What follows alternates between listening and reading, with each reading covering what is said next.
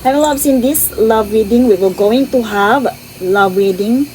In this reading then, this is for in separation. So make it sure nakafocus ang energy ninyo sa inyong person na gusto nyo ma-resonate and ma-channel ang kanilang mga messages for you. And by the way, bago tayo mag-start, I would like to invite you to follow our other social media platform like IG account, and meron din tayong orange apps dyan, my loves. So visit the link in the bio or description box.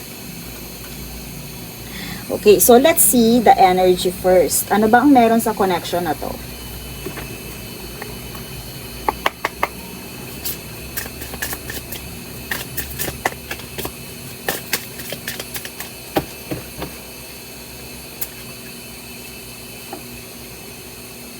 Okay, the truth.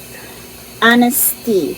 So, if ever my loves dito, kung feeling mo niloloko ka or parang hindi kayo tapat sa isa't isa, truth are coming into surface. I also hear merong magpapakatotoo or merong kailangang magpakatotoo sa inyong dalawa. Have courage. So dito, my loves, kung ano man yung katotohanan na mare-receive mo from this connection, have courage and gain more strength about this. Not showing true self. So, my loves, in this connection, kailangan ay maging ready ka kung ano man ang madidiscover mo from this person or from this connection, because meron tayo ditong honesty. Yung honesty card or the truth, ito, my loves, is kumbaga lumilitaw yung card na to pag meron kang kailangang malaman or meron kang katotohanan na madidiscover from this relationship. So my loves, dito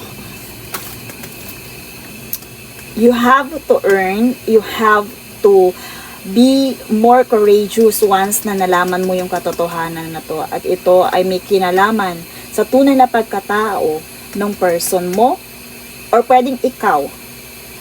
The focus dito is magpakatotoo ka or merong kang kailangang isiwalat or merong kang kailangang malaman, ipakita, because merong kang hindi sinasabi or pinapakita sa yung person, or vice versa, yung person mo not showing their true self.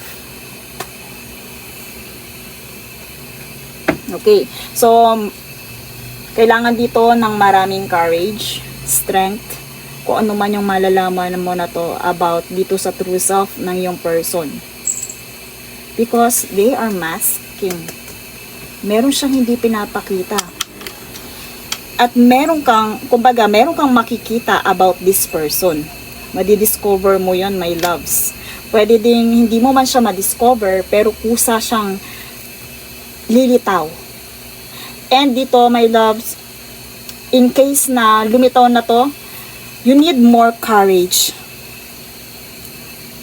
from this relationship. You need more courage, my loves. So let's see more clarifiers about this.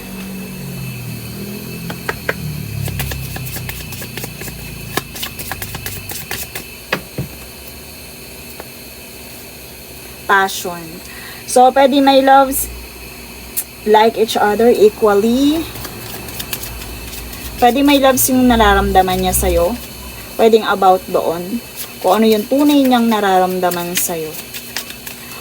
Or, let's see more. Okay, updated thinking. So, dito, my loves, if ever na meron kang intense na nararamdaman at parang hindi mo kayang, parang nanghihina ka about this correction, about this issue, kasi nandito yung kumbaga replaying events. Yun yung dahilan kung bakit parang napanghihinaan ka, kasi pinauulit-ulit mo yung nangyari sa events or yung nangyari sa past. Pero dito, let's see, sige, ma-inquire din natin about this passion. Okay, Cupid's arrow, have faith. Love is coming. So, dito, my loves, merong surprise invitation, or pwede ding, my loves, Kung wala kang tiwala sa person na to, because, sa kanyang identity, have faith. And kung gusto mong malaman kung totoong meron siyang pagmamahal sa'yo, yes. Meron siyang totoong pagmamahal or seryoso siya sa'yo. Okay? So, isa yan sa mga laman ng energy na to. Let's see more clarifier. Kasi nandito yung truth and lumitaw yung passion. So, ibig sabihin kung gusto mong malaman yung katotohanan about their feelings, yes, ang sagot. Kasi na-confirm na ng ating passion card. And also, yes, kung parang, kumbaga, tinatanong mo kung ipaglalaban ka ng person na to, yes, ipaglalaban ka because of the Chariot card. Ipaglalaban ka niya. You are going to overcome the obstacles. And also, kung malayo kayo sa isa't isa, my loves, nandyan yung movement, nandyan yung action, mag-e-effort itong person na to. Because, maaalala niya yung nakaraan ninyo. Okay, so news, travel, kumbaga nandyan. Pwede din, my loves, may paparating. Okay, ito yung, kung kayo ay nagkaroon ng maikling connection or pagsasama, pwedeng iyon yung nare-realize niya or yung naaalala niya. That's why, parang pwede kang puntahan ng person na to. Pwede kanyang, may movement kasi dito, may paparating eh. Okay, yes. Okay, malinaw na malinaw, my loves, may gusto yung person na to. May gusto siya sa'yo, passionately. Meron pa siyang nararamdaman sa'yo, passionately. Pwedeng hindi mo yun nakikita, kasi may nakamask dito. But dito, have faith, diba? Sabi dito kanina, have faith. And yes, double confirmation with the passionate. Meron talaga siyang nararamdaman para sa'yo.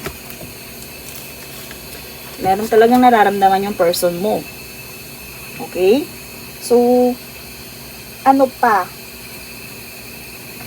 Bukod doon sa kanyang feelings na nararamdaman, ano pa ang meron sa connection na to? Yes, confirmation, separation. That's why they are missing you and thinking about you. Okay? So, pwede din, they are thinking about you. Nakakaramdam din ng sadness itong person na to. And ayan na nga, meeting and talking. Pwede din, my loves nga, na they will going to build kung ano man yung nasira before or nasimulan before. They will going to communicate or to, yan tawag dito, yung pupuntahan ka niya. Kasi dito, travel to yung na to, 8 of Wands, it's the card for travel, the card for communication. So, nandito na nga, confirmation, na-confirm na ng ating copy cup. And, okay, deeply hurt.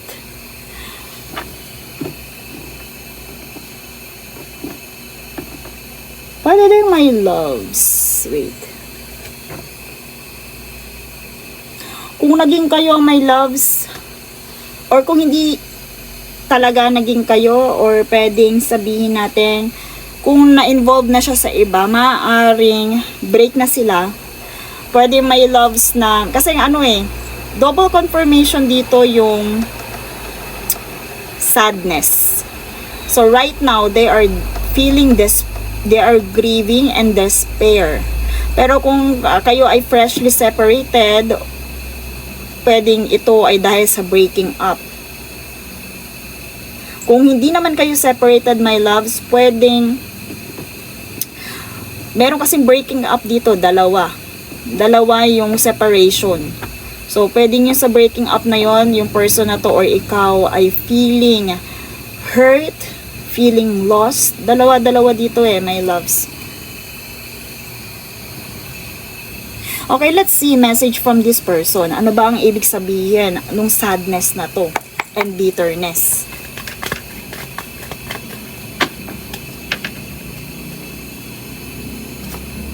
Reach out nga.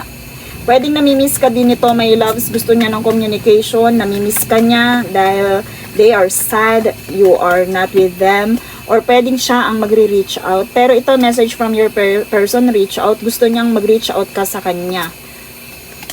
This love scares me. Okay, so kaya naman may loves, pwedeng siya, pwedeng ikaw, kaya may courage dito eh. Pwedeng hindi kasi kayo hindi kayo hindi kayo tiwala, hindi nyo pa totally pinagkakatiwalaan,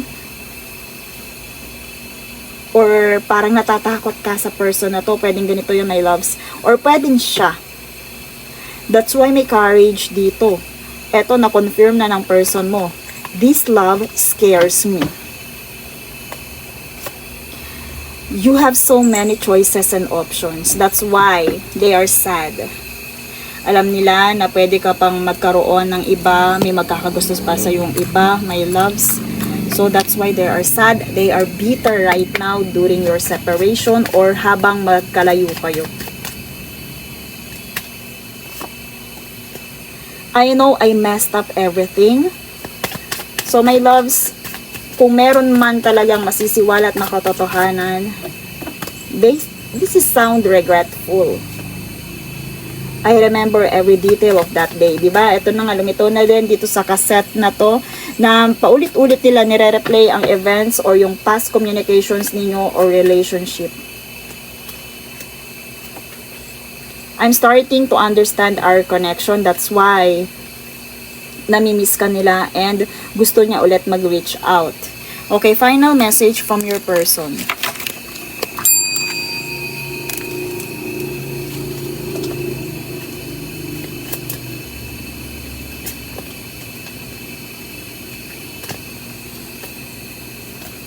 I wish we could be together, but it's complicated.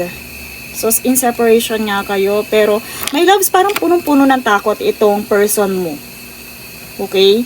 In this connection. Because of this complicated, so kayong dalawa na nakakaintindi nun kung ano. And now, let's see final message for this connection. Ano pa ba ang naghihintay sa connection ninyong dalawa?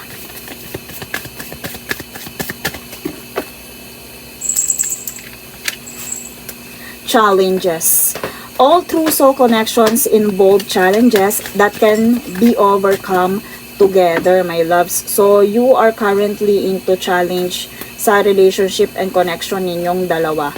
A love bond grows together over time. So, ibig sabihin, yung kung ano man yung dinaranas nyo right now, kung kayo man ay LDR, in separation, ay part yan ng inyong connection. And iyon ay isa sa makakapagpatibay ng inyong relationship. But dito, my loves, spirits are reminding you to have courage, to be more honest with your person, and to accept, okay, your person. Kasi, kumbaga dito, may pagmamahal din talaga or passionately love ka ng person na to. Okay? And that's all for this reading. Thank you so much and see you in my next one.